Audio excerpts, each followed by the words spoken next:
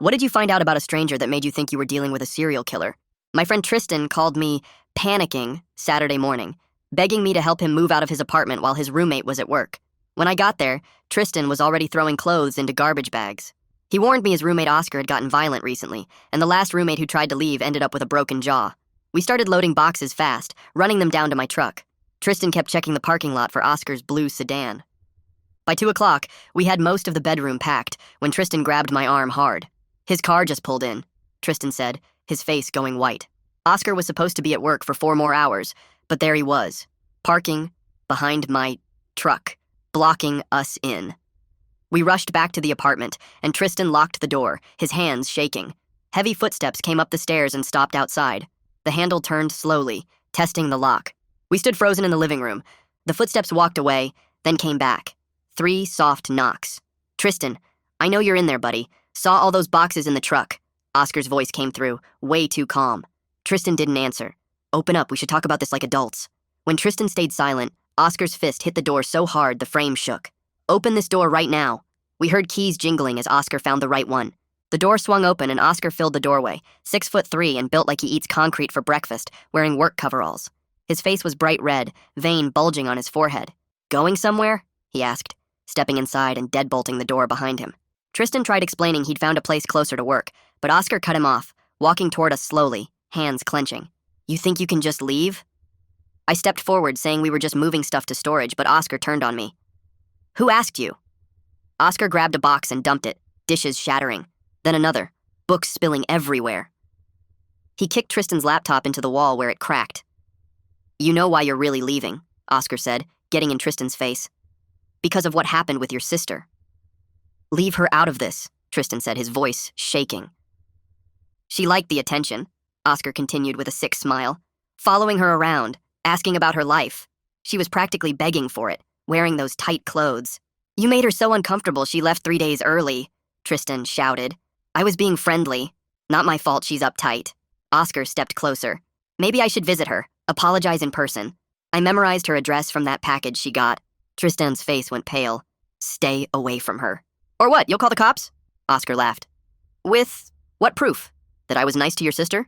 I pulled out my phone to call 911, but Oscar slapped it away under the couch. No phones. Tristan made a break for the door, but Oscar caught him, yanking him backward and shoving him into the wall, hand on his chest. You're not going anywhere. I grabbed Oscar's arm, but he elbowed me in the ribs, knocking my wind out. Oscar pressed Tristan harder against the wall. 3 months' rent, Oscar said through gritted teeth. You owe me for breaking the lease. Tristan gasped that he'd only been there 2 months, but Oscar's other hand went to his throat. 3 months or you don't leave. Oscar leaned close. Your sister's really pretty, by the way. Tristan's eyes went wide with panic, struggling harder against Oscar's grip. I grabbed a heavy ashtray from the coffee table. Let him go. That's when we heard sirens getting louder. Oscar's grip loosened and Tristan gasped. The neighbors called. Oscar's face went purple as the sirens got closer. He shoved Tristan once more, then stepped back. This isn't over. And tell your sister I said hi. The sirens were a block away. Oscar ran out and we heard his car screech away as the police arrived. Tristan slumped against the wall, holding his throat. The cops took our statements, but said without visible injuries they couldn't do much. They helped us load my truck. We drove to Tristan's new place in silence. I asked what was in the box Oscar took. Tristan said just paperwork, nothing irreplaceable. We carried boxes up to his 3rd-floor apartment for an hour, jumping at every car door. Finally, everything was inside and we collapsed exhausted. Tristan thanked me and apologized for getting me involved. He pulled out his phone to warn his sister about Oscar's threats, but she didn't answer. He left a voicemail saying it was urgent to call him back immediately. I opened a box labeled Pots Pans to help unpack and froze. Instead of cookware, it was full of women's jewelry tangled together, covered in dark stains, like dried blood. Underneath were driver's licenses. At least a dozen different women. One was reported missing 3 months ago. I'd seen her on the news. Another 6 months ago. Another over a year. Tristan's shaking hands pulled out a keyring with 20 keys, each labeled with addresses in neat handwriting. At the bottom was a notebook. Pages of women's daily routines in Oscar's handwriting. What time they left for work, where they got lunch, when they got home, whether they lived alone. The last entry was dated yesterday. It was about Tristan's sister. Every detail about her schedule back home, her apartment building, which coffee shop she went to, what time she jogged alone in that park Oscar had mentioned. Tristan called his sister again, but it went straight to voicemail, like her phone was dead. I grabbed Oscar's box by mistake, he whispered, staring at his sister's name in Oscar's notebook. I grabbed his arm and told him we needed to call 911 right now, but he just kept staring at his sister's name in that notebook. His hands were shaking so bad he couldn't hold his phone, and it clattered onto the floor. I realized we needed to document everything before we touched anything else because this was evidence of multiple murders. My hands weren't much steadier as I pulled out my phone and started taking photos of every single page in that notebook. The camera click sounded way too loud in the silent apartment, and I kept looking at the door expecting Oscar to burst through any second. Each page had different women's routines written in his neat handwriting with times and locations and whether they had roommates or lived alone. I photographed each driver's license spread out on the coffee table, trying not to think about how these women were probably dead. The jewelry was tangled together in clumps with those dark brown stains that could only be dried blood. Tristan picked up his phone and tried calling his sister again, but it went straight to voicemail like before. He left another message, begging her to call him back immediately and to stay somewhere safe. I kept taking photos while he paced around the living room, pulling at his hair and muttering about the jogging schedule Oscar had written down. His sister always ran the same route through that park at 6 in the morning, and Oscar knew exactly where and when. Tristan was starting to hyperventilate, saying we had to warn her right now, but she wasn't answering her phone. I made the decision that we were driving straight to the police station instead of waiting for them to come here. We couldn't waste time when his sister might be in immediate danger, and Oscar might realize we had his box. I shoved the notebook back in the box along with the IDs and jewelry, trying not to disturb anything more than we already had. Tristan grabbed his car keys, but his hands were shaking too much to drive, so I took them, and we ran down to the parking lot. I kept scanning for Oscar's blue sedan as we got in Tristan's car and pulled out onto the street. During the drive, I checked the mirrors constantly while Tristan left increasingly frantic voicemails for his sister. Every blue car made my heart pound, and I took 3 different routes, making random turns to make sure nobody was following us. Tristan kept saying Oscar was going to kill his sister, and we should have called the cops from the apartment. I reminded him we had the evidence and we were almost at the station, but he wasn't listening anymore. He was scrolling through his sister's social media, looking for any sign she'd posted today. But her last update was yesterday morning. The police station was only 15 minutes away, but it felt like hours with me checking every mirror and Tristan getting more panicked. We pulled into the visitor parking, and I grabbed the box while Tristan practically ran to the entrance. Inside the lobby, the desk sergeant looked up from his paperwork with that bored expression cops always have. I told him we'd found evidence of multiple murders and needed to speak to a detective immediately. He started to say something about filing a report, but I pulled out my phone and showed him the photos I'd taken. His whole expression changed when he saw the bloody jewelry and the missing person's IDs spread out on my screen. He picked up his phone and called for a detective while telling us to sit down and not touch anything else in the box. Within minutes, Detective Kenji Yamada came through the security door wearing a gray suit and looking way too calm for what we were about to tell him. He introduced himself and asked us to come back to separate interview rooms so he could take our statements. I went with one officer while Tristan went with Yamada, and I could hear Tristan's voice getting louder through the wall as he described Oscar's threats about his sister. The officer taking my statement wrote everything down, but I could see him speeding up when I described finding the box and what was inside. After about 20 minutes, Yamada came to get me and brought us both to his desk in the detective division. He said he'd already ordered a welfare check on Tristan's sister, and patrol units were heading to her apartment right now.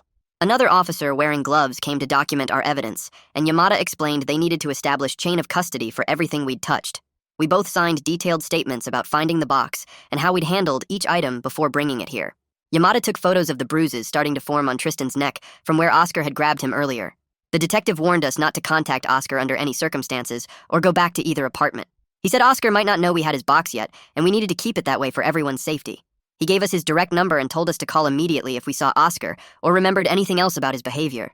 Tristan asked if they were going to arrest Oscar right now, but Yamada said they needed to verify the evidence first and build a proper case.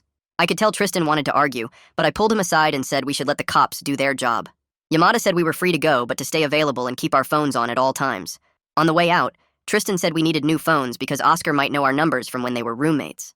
I drove us to the electronics store where we bought 2 prepaid phones and immediately programmed Yamada's number into both.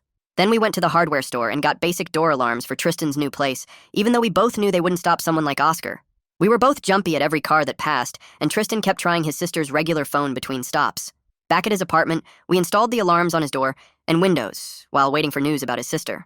Tristan couldn't sit still and kept pacing from the living room to the kitchen, checking his phone every few seconds. Around 8 that evening, my phone rang, and it was Yamada calling with an update about the welfare check. He said officers had gone to the sister's apartment, but no one was home, and there were no signs of forced entry. The uncertainty was worse than knowing something bad had happened, because we had no idea where she was, or if Oscar had already gotten to her. Tristan started pacing his apartment, obsessively checking both phones and looking out the window every few minutes for Oscar's car. Tristan stopped mid-pace and grabbed my arm so hard I almost dropped my coffee. He pulled out his phone and started typing fast, saying his sister keeps a spare key in one of those fake rocks by her door.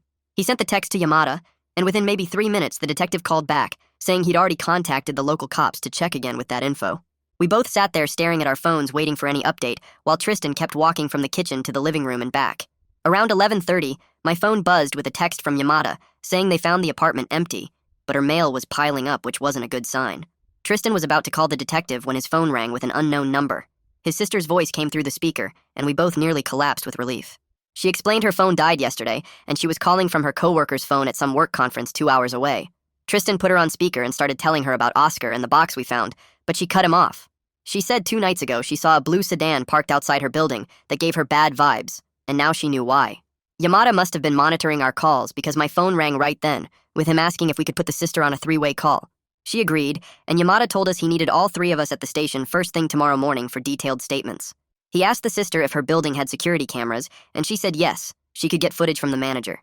Yamada told her not to go back to her apartment alone and to stay with friends until this was sorted out. She agreed and said she'd drive back tonight to stay with her college roommate who lived across town. We all tried to get some sleep, but I kept checking the door alarms every hour, and Tristan never actually went to bed, just sat on the couch with a baseball bat. The next morning, we met at the police station at 8 sharp, and the sister was already there looking exhausted.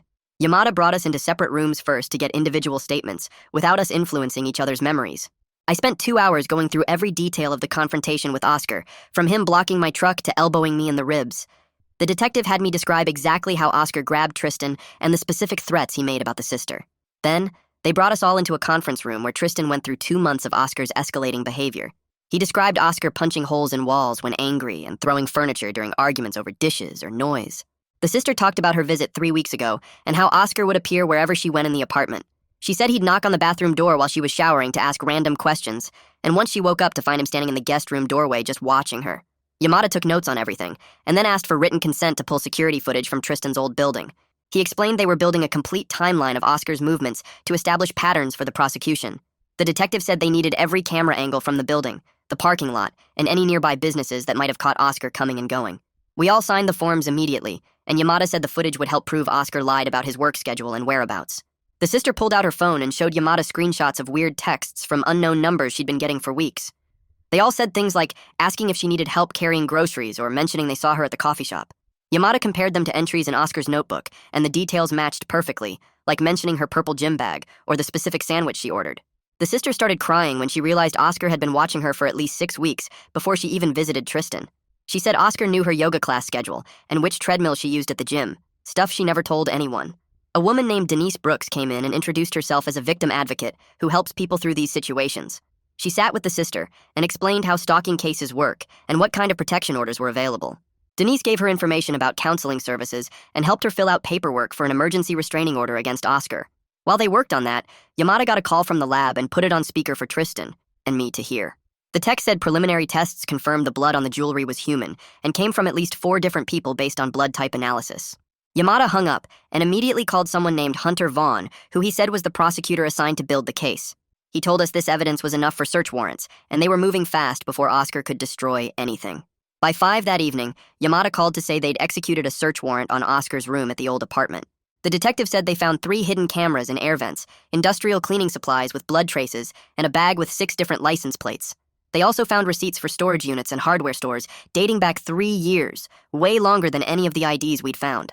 One of the key labels from Oscar's keyring matched a storage facility about 20 minutes across town. Yamada said he was getting an emergency warrant for that location, but warned it could take a few hours to coordinate with the right judge. He asked me to come back to the station to help map out the other addresses on the keys. I spent the next 3 hours with Yamada, going through city maps and cross-referencing the labeled addresses with missing persons reports. Every address was a ground-floor apartment with sliding doors or easily accessible windows, all within a 10-mile circle of Oscar's work. The pattern was so clear that Yamada called in 2 other detectives to start checking those locations immediately. Tristan suddenly stood up from the table and said we needed to warn every woman in those neighborhoods right now. His hands were shaking as he grabbed for Yamada's phone on the desk. The detective caught his wrist and told him to slow down and think this through. Yamada explained that going public could make Oscar run or destroy evidence we hadn't found yet. If Oscar knew we had his box, he might disappear forever, and we'd never catch him. Tristan's face turned red as he argued about innocent women being in danger right now. I understood his panic, but Yamada was right about needing to be smart about this. The detective promised they had units checking those addresses already and would increase patrols without alerting Oscar. Tristan slumped back in his chair, torn between wanting to scream warnings and knowing it could ruin everything. We sat there for another hour while Yamada coordinated with other precincts about the addresses. Around 8 that night, Yamada's phone rang with news about the storage unit warrant being approved. He told us to stay at the station while he went with the forensics team to check it out. We waited in that small room drinking bad coffee and jumping every time someone walked past. 2 hours later, Yamada called and his voice sounded different, harder somehow. He said the storage unit was worse than we thought, and they needed more people out there immediately. When he got back to the station, his face was pale, and he had to sit down before talking. The unit had more driver's licenses, at least 20 more that weren't in Oscar's box. There were garbage bags full of women's clothes, each bag labeled with dates going back 4 years. They found hundreds of photos Oscar had taken of women without them knowing, at grocery stores and gyms and coffee shops. Some photos had red X marks drawn over the faces, and those women matched the IDs they'd found. At the bottom of the unit were small boxes with jewelry, hair clips, and other personal items, each box labeled with a woman's name. Yamada said the prosecutor needed to see this immediately and made a call to someone named Hunter Vaughn. Within 30 minutes, Vaughn arrived at the station in a suit despite it being almost midnight. He looked through the evidence photos on Yamada's computer and kept shaking his head. Vaughn said this was enough for multiple murder charges once they matched DNA from the items. He started making calls to get more resources assigned to the case immediately. While they worked on that, Tristan got a text from his sister saying she saw a blue sedan outside her friend's apartment. She was staying there instead of her own place, but was scared Oscar had found her somehow. Yamada immediately called for a patrol car to check the area and told the sister to stay inside with doors locked. The officers found a blue sedan, but the plates didn't match Oscar's car. Still, Yamada decided they couldn't take any chances with her safety. He arranged for her to be moved to a secure location that only he and one other detective would know about.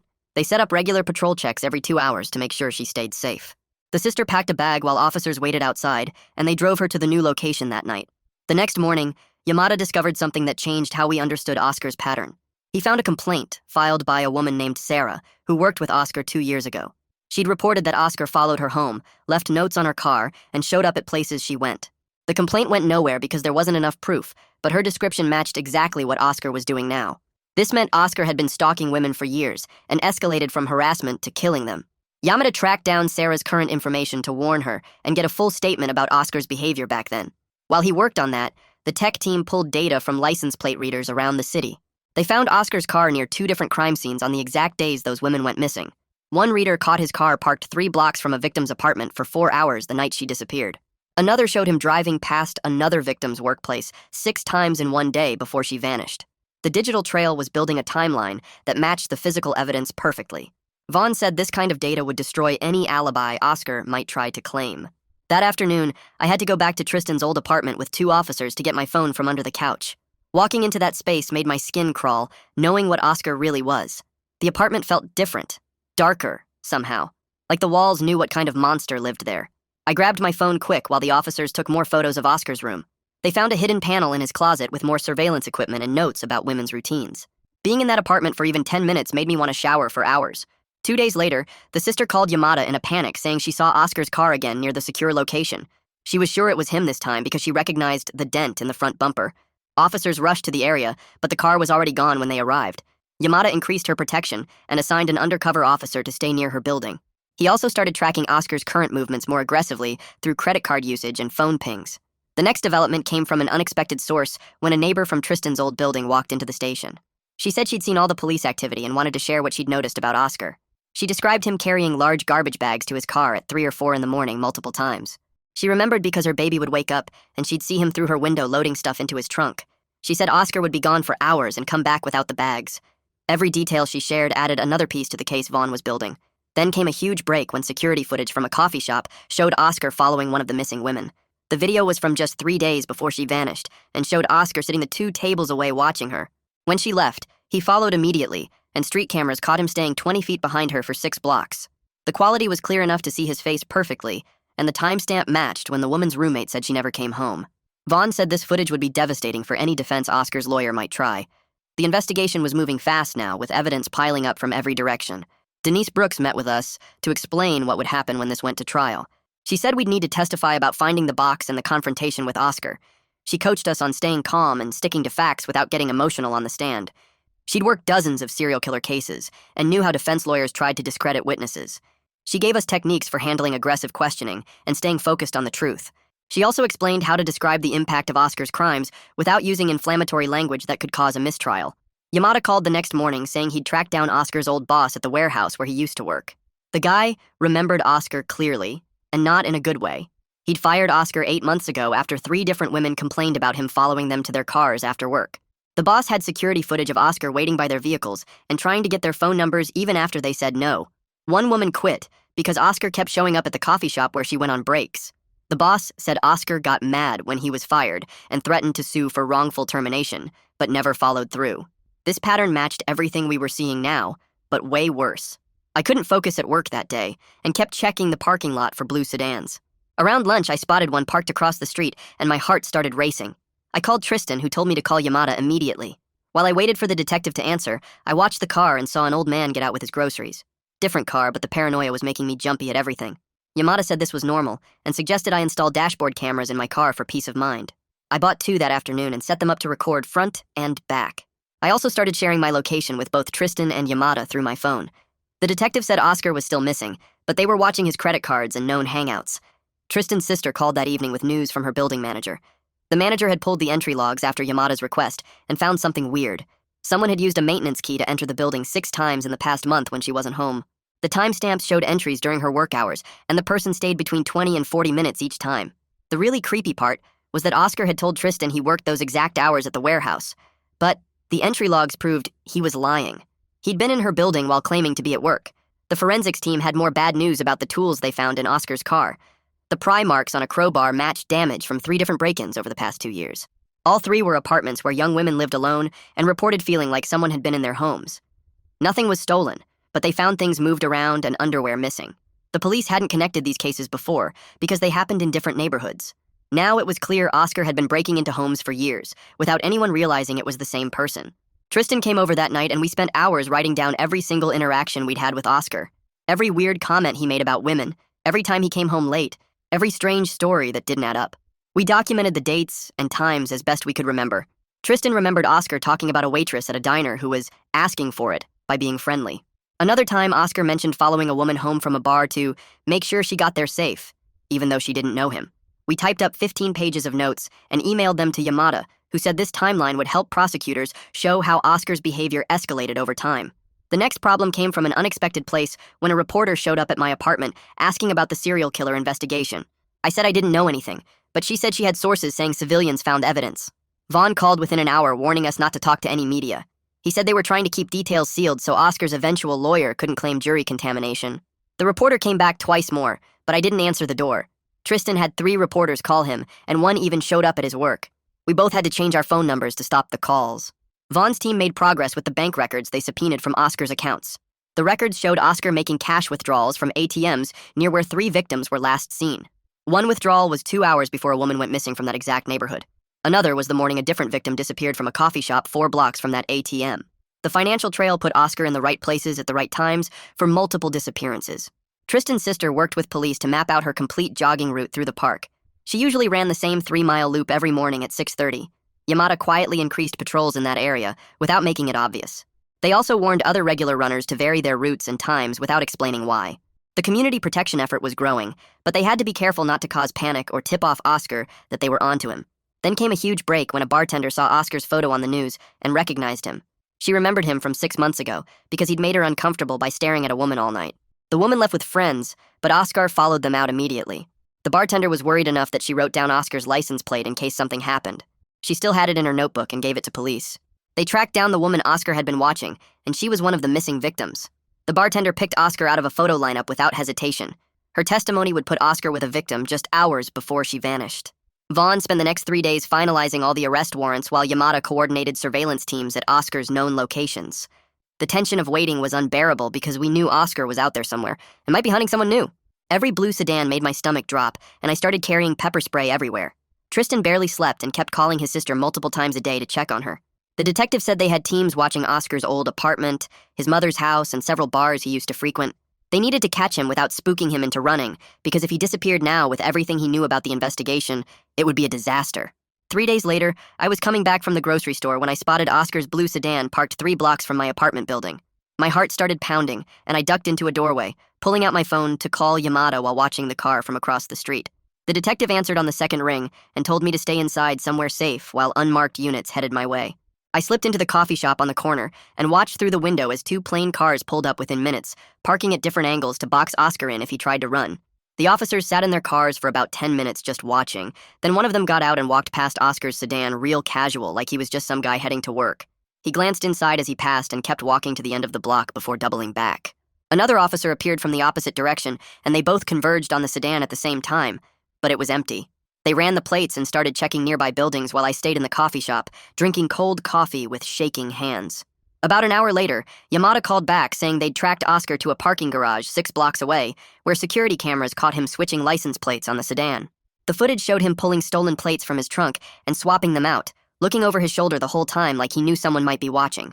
The body camera footage from the officers who followed him into the garage was crystal clear, showing Oscar tossing the original plates in a dumpster and driving off with the stolen ones.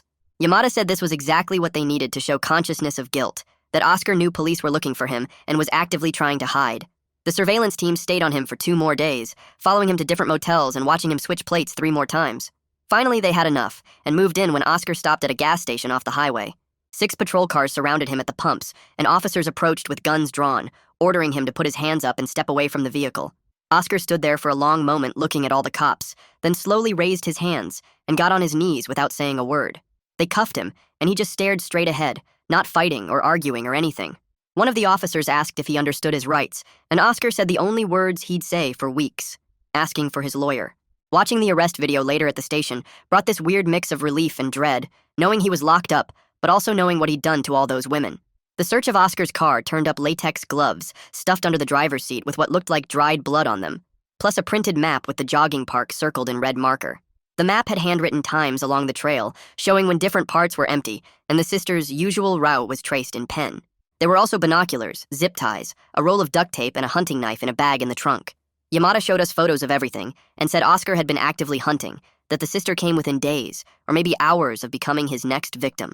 Oscar's lawyer Felipe Zamora showed up at the station within 2 hours of the arrest, this expensive defense attorney in a $1,000 suit who immediately shut down any attempts to question Oscar.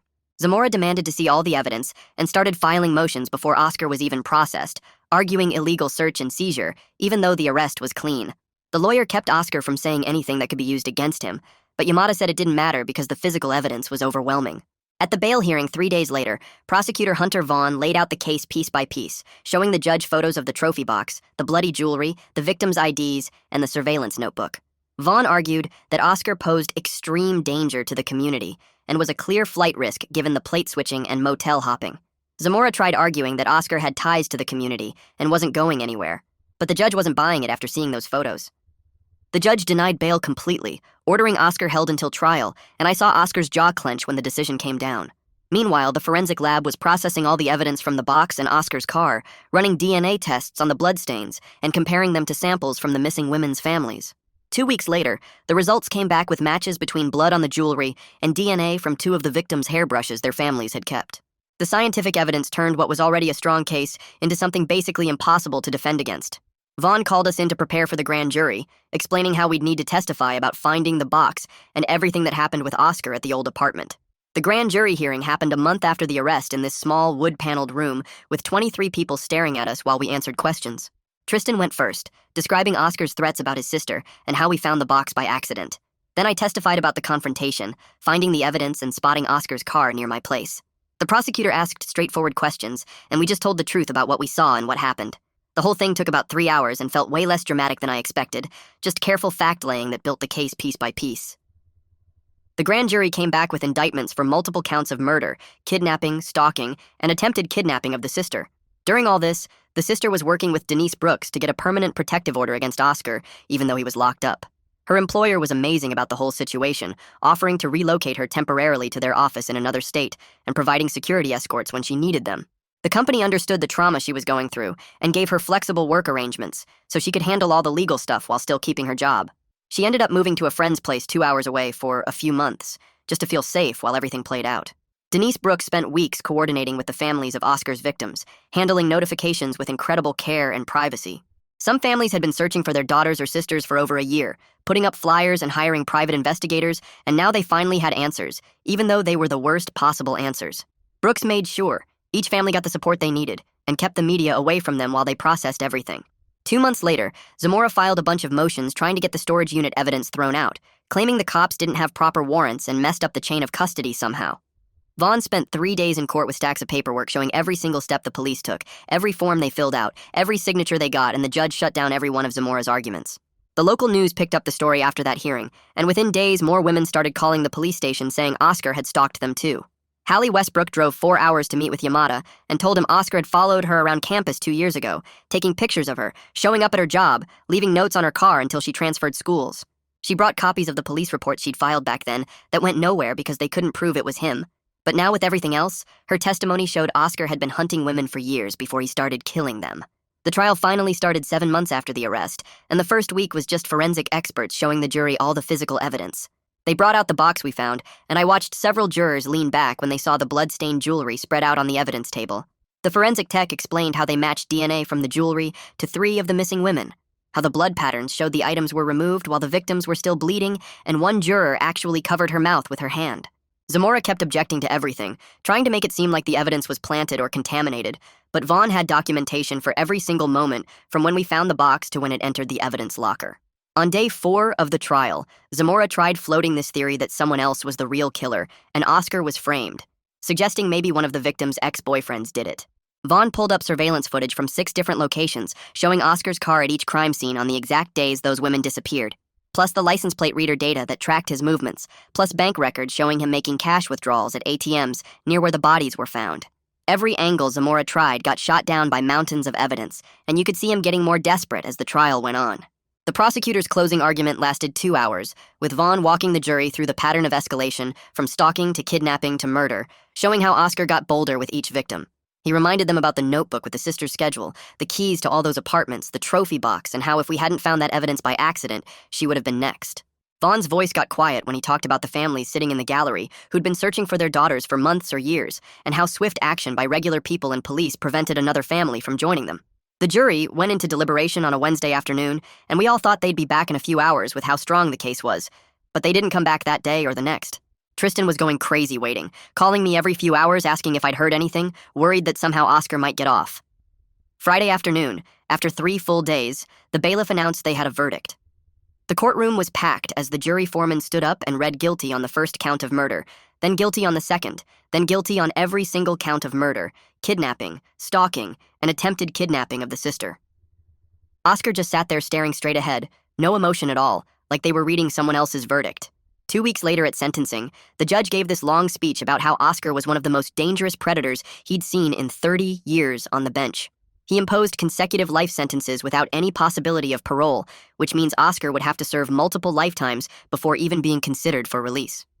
The judge also issued permanent restraining orders for all the surviving victims and witnesses, including me, Tristan, and his sister, even though Oscar would never get out. After everything was officially over, Brooks coordinated with us to return some of the recovered items to the families who wanted them back. Most didn't want anything that Monster had touched, but a few families wanted their daughters' driver's licenses or specific pieces of jewelry that had been gifts from grandparents or had special meaning. It was hard watching these parents take back these small items, knowing it was all they'd ever get back of their daughters. The sister started putting her life back together piece by piece, getting new locks, a security system, taking different routes to work every day. She joined a support group for people who'd been stalked, meeting every week with others who understood what it was like to be hunted. Her therapist specialized in trauma from predatory crimes and helped her work through the fear that Oscar might somehow get out or that someone else might target her. She told me months later that the group saved her sanity, being around people who didn't think she was overreacting when she checked her mirrors constantly or jumped at unexpected noises. Tristan started seeing a therapist too, dealing with this crazy mix of guilt about taking the wrong box, but also relief that his mistake had saved lives. The therapist helped him understand that even though it was an accident, his actions led to Oscar being caught before he could kill again, including his sister. He still had nightmares about what could have happened if we hadn't found that box, if Oscar had gotten to her first, but slowly he started accepting that we did the right thing with what we found. The whole thing changed how I saw the world, made me check locks twice and look over my shoulder more. I started carrying pepper spray and installed cameras at my place, stuff I never thought about before. Tristan and his sister and I ended up with this weird bond, texting each other random safety checks and meeting up every few weeks. We'd grab coffee or lunch, not really talking about Oscar, but just making sure everyone was okay. 6 months after the trial ended, Tristan set up a dinner at this Italian place downtown. His sister flew in from her new city where she'd transferred for work, wanting distance from everything. We sat in a back booth eating pasta and breadsticks, nobody really hungry but going through the motions. She reached across the table and grabbed my hand, saying she wouldn't be alive if I hadn't acted so fast that day. I told her we all just did what we had to do, but she shook her head and squeezed harder. Tristan raised his glass of water for a toast to surviving, and we clinked glasses without smiling. 3 weeks later, Yamada showed up at my apartment with good news about Oscar's appeals. The detective looked tired but satisfied, explaining how every appeal got shot down by the judges. He said our evidence preservation and quick thinking made the case so solid that Oscar's lawyer had nothing to work with. The consecutive life sentences would stick, no chance of parole ever, and Oscar would die in prison. Yamada thanked us again for acting fast, saying most people would have panicked and contaminated the evidence. I asked if other victims' families got closure, and he nodded, saying several cold cases got solved because of what we found. The sister started jogging again 4 months after that, but never alone anymore. She joined a running group that met 3 mornings a week at the park near her new apartment. I visited once and watched them stretch before their run, 6 women all looking out for each other. She wore bright colors now instead of the gray and black she'd hidden in after everything happened. Her therapist said reclaiming activities Oscar tried to take from her was important for healing. The group knew her story and made sure she never ran the trail alone, always someone beside her or behind her. She told me it felt good to run again without looking over her shoulder every few seconds. Tristan finally took down the door alarms from his apartment around the same time. They'd been gathering dust in the kitchen drawer for weeks. Already, batteries probably dead. He'd met someone at his therapy group, another person dealing with trauma from a violent situation. She understood why he still jumped at sudden noises and checked his locks multiple times. They took things slow, lots of coffee dates, and walks in public places before anything more. He showed her the whole case file eventually, and she didn't run away, just held his hand tighter. I watched him relax for the first time in over a year, shoulders finally dropping from his ears. Our phones stopped ringing with case updates, no more calls from lawyers or victim advocates or detectives. The case was truly done, locked away in filing cabinets and computer databases forever. Sometimes weeks would pass without any of us mentioning Oscar's name, and that felt like progress. We talked about normal stuff instead, work drama and bad dates and what shows we were watching. Tristan got promoted at his job, his sister adopted a rescue dog, and I started dating again. The 3 of us kept our standing monthly lunch date, usually at the same diner near Tristan's office. We'd share fries and complain about traffic and weather, just 3 friends who happened to share the worst experience of our lives. Nobody else really understood what we went through, so we stuck together even as we built new lives. Looking back at everything now, finding that box felt like the worst luck that turned into the best outcome. Oscar was planning to kill again, had picked his next victim, and we stopped him completely by accident. Grabbing the wrong box saved Tristan's sister and probably other women Oscar was watching. The evidence was so overwhelming that justice actually worked for once and a monster got locked away forever. Everyone who needed to heal got the chance to do it safely, knowing Oscar couldn't hurt anyone else. We all found different ways to move forward, some faster than others, but we all made it through. The nightmares faded, the jumping at shadows stopped, and life started feeling normal again. I still think about those women whose IDs we found, their families finally getting answers after so long. What started as helping a friend move turned into stopping a serial killer and saving lives, completely by accident but with perfect timing. All right, that's all from me today, folks. Thanks for letting me poke around and throw some questions out there with you all. It's always fun hanging out like this. Subscribe for more content like this.